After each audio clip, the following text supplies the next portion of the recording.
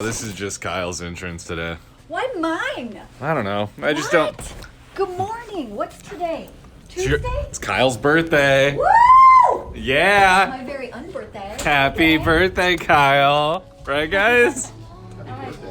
Thanks for remembering my half birthday, you guys. Uh-huh. Back to blue. Is that a new shirt? No, Is that one of the old ones? Or it's the newest reincarnation of the Ooh, old. I like that. Right. Back to blue. That's cool. Back to blue. Are you excited for your birthday show? Again. Always. Birthday shows are the funnest.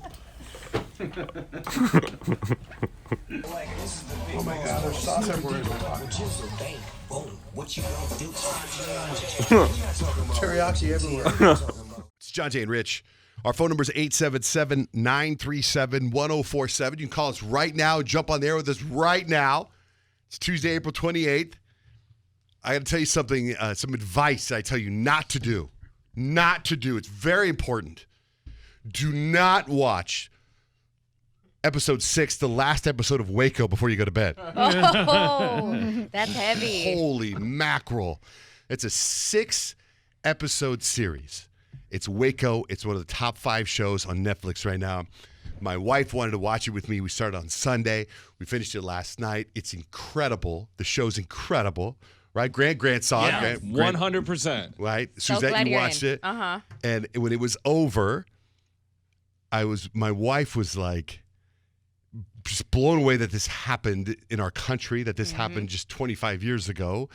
It's horrifying. And what's interesting about the show is that it's written from the point of view.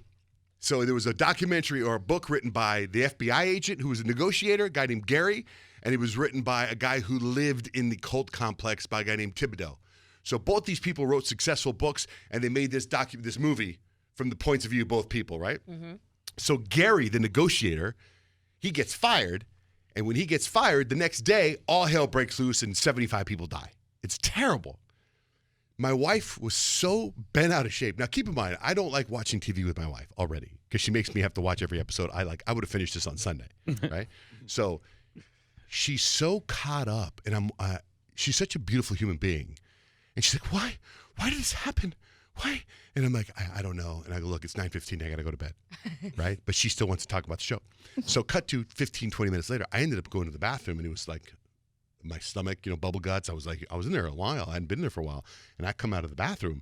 I'm like, man, you're not going to believe this, but I tore it up in the bath. Like, I've moved on, right? And she goes, wow, do you think it's something you ate? And I go, I don't know. It's weird. She goes, what do you think is Gary doing now? And I'm like, Gary? I'm like, oh my God, Gary, the FBI negotiator? And I don't know. Well, he wrote the book that this movie's based on. She goes, I don't know. She goes, do you think people got punished from that? Do you think? And I go, I don't know. She goes, do you think he's a speaker, a public speaker? I go, he's probably going on tour speaking. I want to see him speak. I want to go see him speak. I want to talk to him. I want to let him know that he's a kind person. Like, are you serious? Like, you know what I mean? That I had kind of like the same questions right after. Like, what happened to them afterwards? Are they still working for the FBI? It's one of those shows that really stays with you afterwards, and you start doing your research. And I've been talking to Grant about it ever since we started watching the show, because it's just like, you can't believe all that really happened. Yeah, I sit there and tell my wife, she's like, I can't believe this happened. I go, I can't believe it happened either. Meanwhile, we're not allowed to go outside. Meanwhile, we're supposed to wear masks. Meanwhile, we're living in something that's going to be made a documentary in 20 years. Oh, sure. You know what I mean? Yes. Meanwhile, we're in the middle of something that's crazy right We now. are in a Stephen King novel. That's so crazy. What were you going to That say, was Grant? real. This is a Stephen King novel. How about that scene with the FBI, the tactical guy in the bus at the very end? And he's like crying, she's crying. Yeah, but I don't like him throughout the whole But show. isn't that like that's the scene where you're like, oh my gosh, he finally sees how awful this is. And like, that they're human. Like, he finally sees they're human, dude. Like, Yeah, you well, can't that's be doing that. The thing about the way this documentary or this series was made is that it's from everybody's very human. You see this human point of view. Like, there's this cult that hasn't broken any laws. That's the thing, right? You know, he's this David Koresh guy. Yeah, he married a 14-year-old, but is with consent of the parents, which is the law in Texas at the time. So they're not breaking any laws. And all of a sudden the ATF and the FBI go in there and they start this freaking battle. It's just so crazy. It's so crazy. So I highly recommend the show. But my wife says, her words are, I don't recommend this to anybody.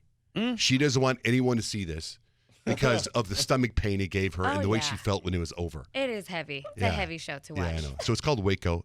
I also watched the Jonas Brothers live concert, Happiness Continues thing. Guys, imagine that'd be the complete opposite. I watched that first. Oh, no, you probably should have done it the other way around. I know, because it would have been nice to go to sleep, continued happiness. But that's an interesting show. They're good, but I figured this documentary was more of a marketing piece as far as they're trying to introduce you to the rest of the songs on their album. You know what I mean? Did you guys watch it? No, but literally Nick Jonas said, I mean, this wasn't the plan. The plan was to put out their next album, and then coronavirus happened. So they wanted to give their fans extra something because they didn't feel like their album, it wasn't the right time to release that. So they wanted to release this for their fans. So these are new songs? No, this documentary or whatever, this part of it, it's like an extra bonus for fans because they have a whole nother album. They're just waiting. All new songs. Okay. And they're like, yeah, it's not the right time for that. It's not So like an it's not- appetizer, like a video appetizer, basically. I guess so. It's like, hey, we can't give you our album right now, or we don't feel like it's the right time for our album right now, but we feel like our fans deserve something. So here's something new from us. Yeah, like my kid Audrey, all of her friends were, like they were watching at the same time on FaceTime. So they were talking about what songs they like. Audrey's a big fan of Burn It Up. That's her jam. So that like it keeps them going. It keeps the Jonas talk alive amongst that age group. Well, it's good to know that I was in the same level as the 14-year-old girls. Because I was sitting there watching it the whole time. Well, while that was happening, I was watching Extraction downstairs, and that's the best Netflix movie I've ever seen. They have great TV series, but that thing moved out with the plot. it's a That good was one. so tense, so violent, so crazy.